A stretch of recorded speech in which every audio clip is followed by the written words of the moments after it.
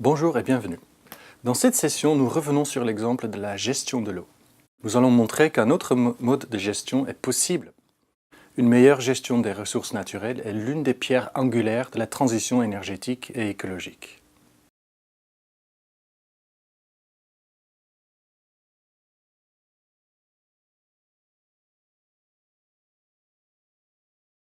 Qu'est-ce que c'est un bien commun? Un bien commun a deux caractéristiques. D'abord, il est un accès libre. Dans le langage économique, on dit bien non exclusif. Ensuite, un bien commun est un bien rival, c'est-à-dire que si je consomme de l'eau, il y en aura moins pour le voisin. La tragédie des biens communs a été décrite en 1968 par le biologiste américain Garrett Hardin. L'exemple classique de la tragédie des biens communs est l'utilisation commune d'une prairie par des bergers qui laissent nourrir leur bétail sur la prairie partagée par une communauté. Déjà en 1833, l'anglais William Forster Lloyd s'est rendu compte que sans régulation, les bergers les plus avides gagneront le plus, jusqu'à l'épuisement de la prairie.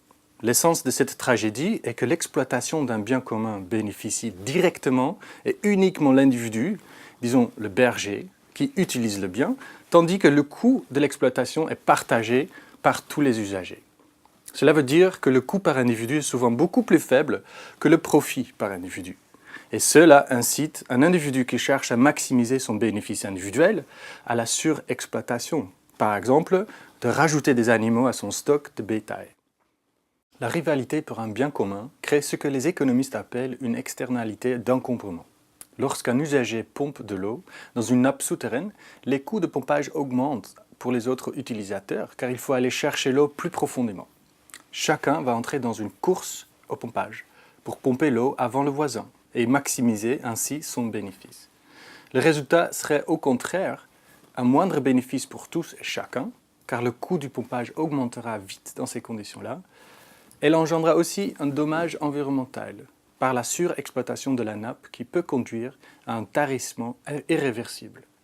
Et finalement, des dommages sociaux, car les personnes les moins équipées sont rapidement exclues de la course. En théorie des jeux, on appelle ce type de comportement le dilemme du prisonnier. La recherche par chacun de son intérêt personnel aboutit à une situation sous-optimale pour tous. Vous trouverez plus d'informations sur le dilemme de prisonnier en annexe. La tragédie des biens communs est celle de toutes les ressources naturelles renouvelables, comme la prairie, mais aussi la pêche de stocks de poissons, et non renouvelables, comme l'eau souterraine. Il y a des exemples flagrants où la gestion par le marché n'a pas permis de préserver la ressource vivrière de base, ainsi que le montre l'histoire de l'île de Nauru. Cette petite île, qui s'appelle Nauru, du Pacifique Sud, a connu une période très faste dans les années 1970 en mettant en exploitation son important gisement de phosphate. Mais elle a surexploité sans tenir compte de sa prochaine déplétion. En 3 décennies, Nauru et ses habitants sont retombés dans une grande misère. Le détail de cet exemple vous est présenté en annexe.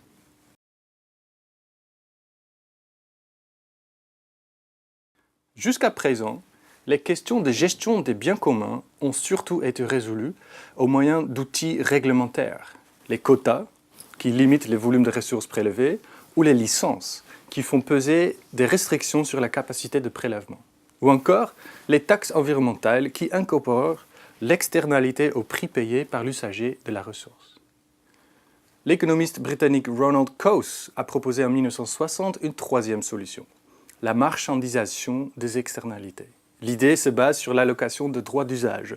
Pour qu'un usager renonce à son droit de pomper, il faut que les autres usagers lui rachètent ce droit, ou bien qu'il rembourse aux autres usagers le surcoût de pompage qui leur occasionne.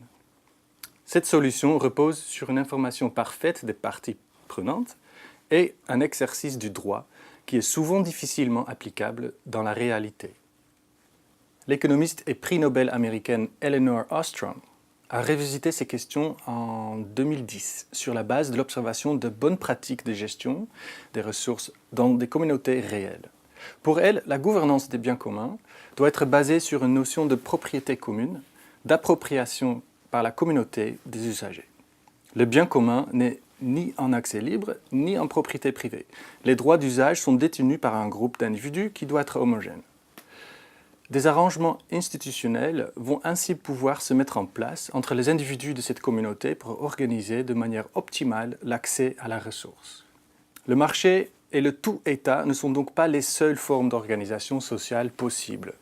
Les stratégies de coopération dans une gestion de type bien commun sont gagnantes par rapport aux stratégies individualistes.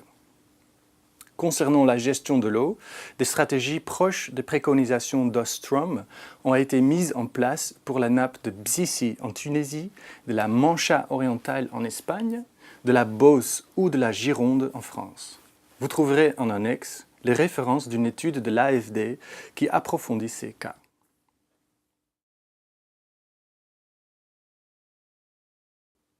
Il n'y a bien sûr pas que l'eau pour laquelle ces principes sont pertinents. On pense aussi aux ressources fossiles. Lorsque le pétrole fut découvert aux États-Unis à la fin du 19e siècle, ce fut la ruée vers l'or noir. Les Américains se sont lancés dans une course folle au pompage.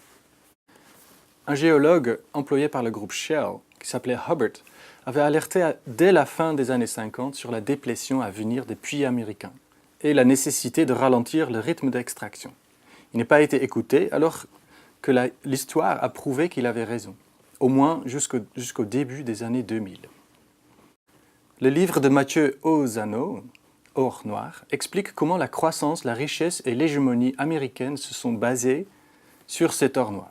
Il montre que la flambée des prix du pétrole au début des années 70, qui est à l'origine de l'abandon de l'étalon or et de la fin des accords de Bretton Woods, a été due à l'épuisement des puits de pétrole américains.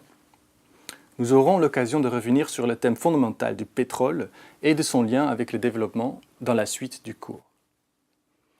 L'autre exemple des ressources naturelles qui s'imposent dans cette discussion est celui de l'atmosphère terrestre. Diverses tentatives ont eu lieu pour réguler les émissions de CO2, comme des quotas d'émissions ou des taxes carbone sur lesquelles nous reviendrons. Et certains pays, petits ou grands, du Nord ou du Sud, adoptent encore des stratégies de dilemme du prisonnier dans les négociations internationales sur le climat. On peut voir ces négociations comme la tentative de réguler les émissions en gérant l'atmosphère terrestre comme un bien commun. La gestion des ressources naturelles comme bien commun est une pierre angulaire de la transition énergétique et écologique.